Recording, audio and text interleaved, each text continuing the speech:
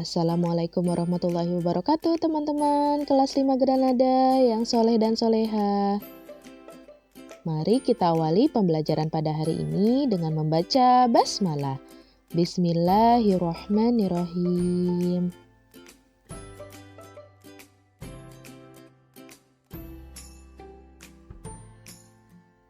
Hari ini kita akan belajar tematik, tema 6, subtema 2, muatan bahasa Indonesia.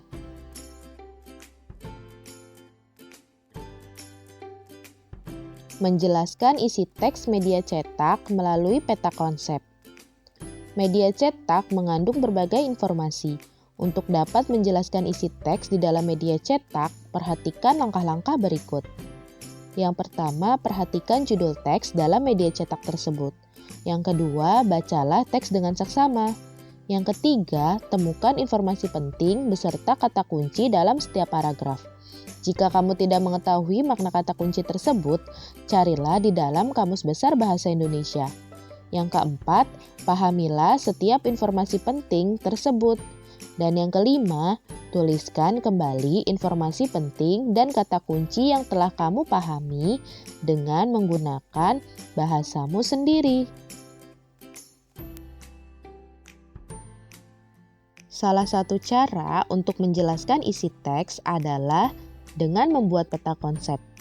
Peta konsep merupakan cara untuk menyajikan ide atau informasi penting dalam bentuk cabang.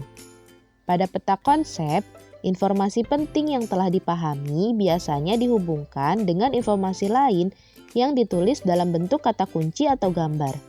Melalui peta konsep, sekumpulan data atau informasi diolah dengan cara tertentu, sehingga dapat dipahami oleh pembaca.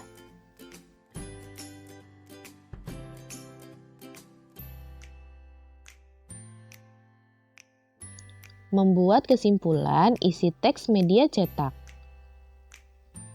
Agar lebih mudah dan cepat dalam memahami isi teks media cetak, kamu dapat membuat kesimpulan.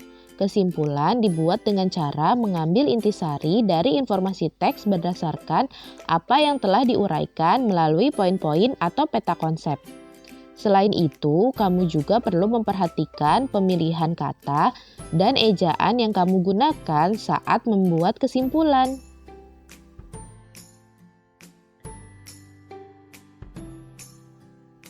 Menjelaskan isi teks media cetak melalui pokok pikiran. Sebuah teks termasuk teks media cetak memiliki pokok pikiran di dalamnya. Pokok pikiran terdapat di dalam setiap paragraf pada teks yang disajikan. Umumnya, pokok pikiran di dalam suatu paragraf terkandung dalam kalimat pokok atau kalimat utama yang berada di awal paragraf. Dengan mengetahui pokok pikiran setiap paragraf, kamu dapat menjelaskan isi teks media cetak menggunakan bahasamu sendiri.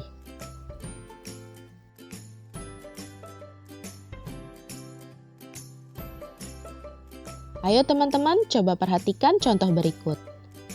Embun terbentuk dari proses perubahan uap-uap air menjadi titik-titik air. Proses terbentuknya embun ini biasanya terjadi pada malam hari, saat suhu udara cukup dingin. Saat udara dingin, udara tidak mampu menampung uap air dalam jumlah banyak.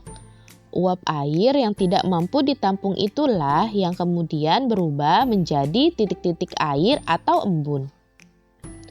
Berdasarkan paragraf tersebut, kita dapat mengetahui kalimat utamanya yaitu embun terbentuk dari proses perubahan uap-uap air menjadi titik-titik air. Kemudian pokok pikirannya yaitu proses pembentukan embun. Nah, berdasarkan paragraf tersebut kita dapat mengetahui kalimat utama dan pokok pikirannya. Membuat kesimpulan isi teks media cetak dari diagram. Sebelum menentukan kesimpulan isi teks media cetak, kamu perlu menguraikan informasi dari teks tersebut. Informasi penting dari suatu teks dapat diurai menggunakan peta konsep atau diagram.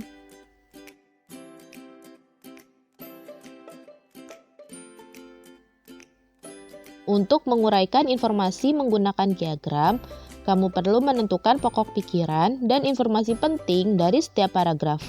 Kamu juga dapat membuat daftar pertanyaan untuk membantu menemukan informasi penting dalam teks dengan menggunakan kata tanya apa, siapa, di mana, kapan, mengapa, dan bagaimana.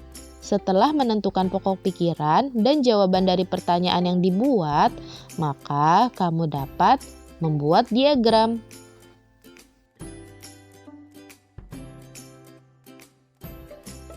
Membuat ringkasan teks penjelasan. Ringkasan merupakan intisari atau bentuk singkat dan efektif dari suatu teks. Untuk dapat membuat ringkasan, kamu perlu menemukan pokok pikiran dari setiap paragraf.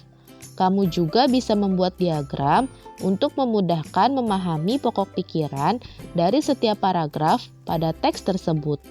Selanjutnya, barulah kamu dapat membuat kesimpulan dengan bahasamu sendiri. Oke teman-teman, kelas 5 Granada yang soleh dan soleha. Cukup sekian pembelajaran tematik tema 6 subtema 2 muatan bahasa Indonesia pada hari ini.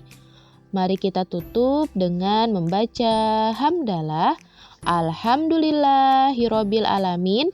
Tetap semangat teman-teman yang soleh dan soleha.